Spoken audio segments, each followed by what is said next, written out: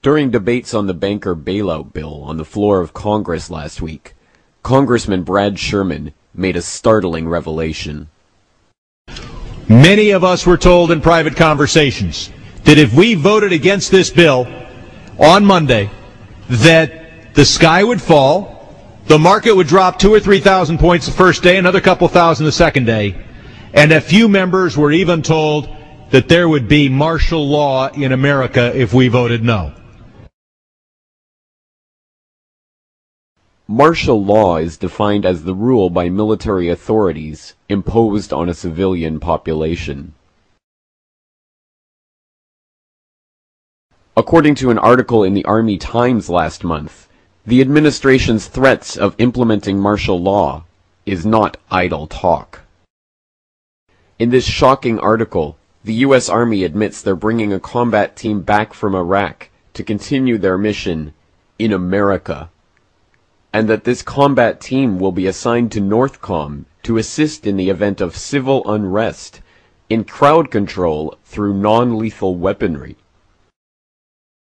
This deployment is of course in direct violation of long-standing laws known as Posse Comitatus and the Insurrection Act, which strictly prohibit the U.S. Army from policing American citizens on American soil.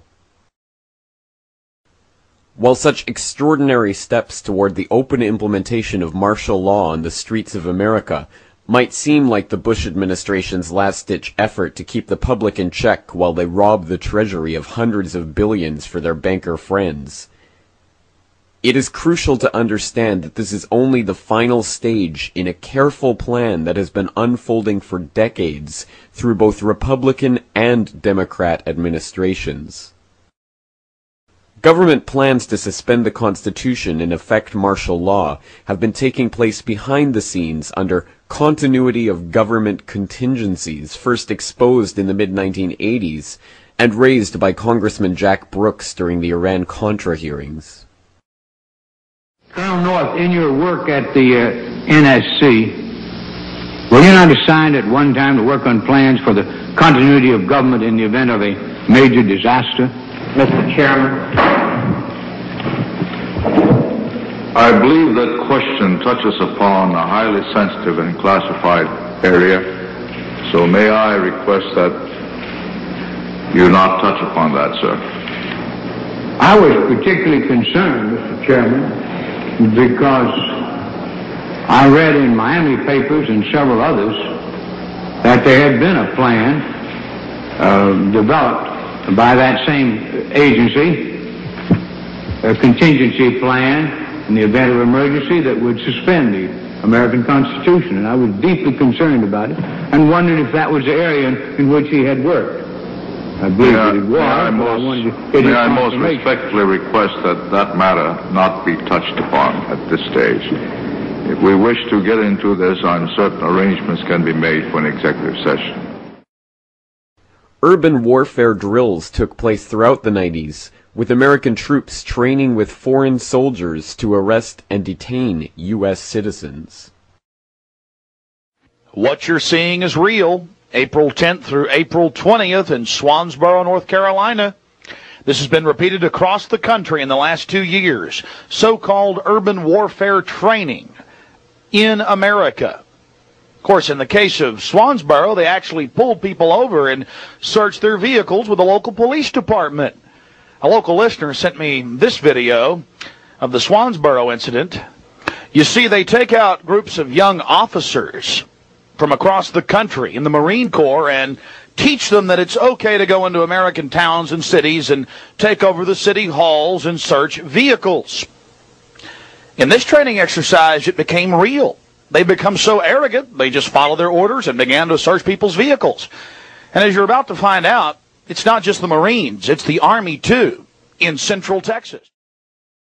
These drills quickly became reality, as in 2005 the National Guard was deployed in the wake of Hurricane Katrina to seize legally held guns from law-abiding citizens against their will and at gunpoint.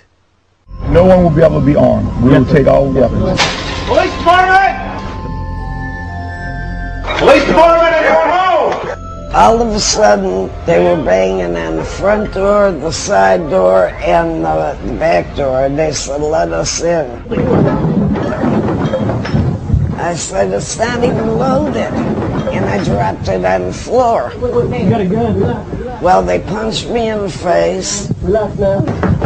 Look at my black and blue marks. Look at what they did to me. In 2006, a secret government program came to light, which is recruiting clergy members to preach obedience to government in the event that martial law is declared. In 2007, the program was confirmed on CBS News. If martial law were enacted here at home, like depicted in the movie The Siege, easing public fears and quelling dissent would be critical. And that's exactly what the Clergy Response Team, as it's called, helped accomplish in New Orleans. Jeff, the primary thing that we say to anybody is let's cooperate and get this thing over with, and then we'll settle the differences once the crisis is over. Such clergy response teams would walk a tightrope between the needs of the government versus the wishes of the public. In a lot of cases, these clergy would already be known in the neighborhoods in which they're helping to defuse that situation. For the clergy, one of the biggest tools that they will have in helping calm the public down or obey the law is the Bible itself, specifically Romans 13. Because the government is established by the Lord, and that's what we believe in the Christian faith. That's what's stated in the Scripture. And on May 9th, 2007, President Bush signed off on National Security Presidential Directive 51. This top-secret continuity of government plan effectively makes the president a dictator, allowing him to declare a national emergency for any reason whatsoever and implement martial law without the approval of Congress. The plan itself is so secret that not even members of the Homeland Security Committee in Congress are allowed to see its contents.